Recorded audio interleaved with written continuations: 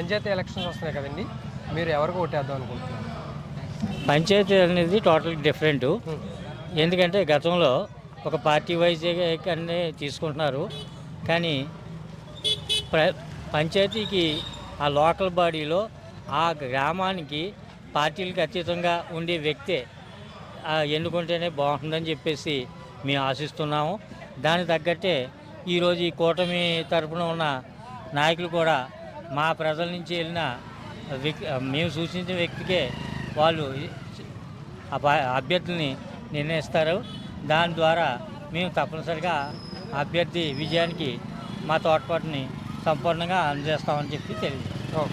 2029లో వచ్చే ఎలక్షన్స్లో మీరు ఎవరు సీఎం అయితే బాగుంటుంది అనుకుంటున్నారు? సీఎం ఎవరైనా పాలన బాగుండాలనేది సంపూర్ణమైన విశ్వాసం మాకు ఉంటుంది.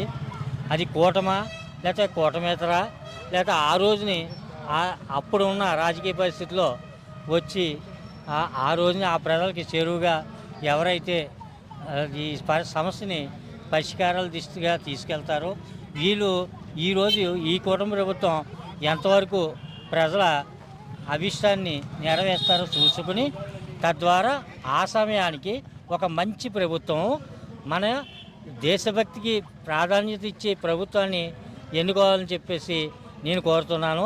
ఈ విషయంలోనే చాలా విషయాలు మీకు అర్థమై ఉంటుంది.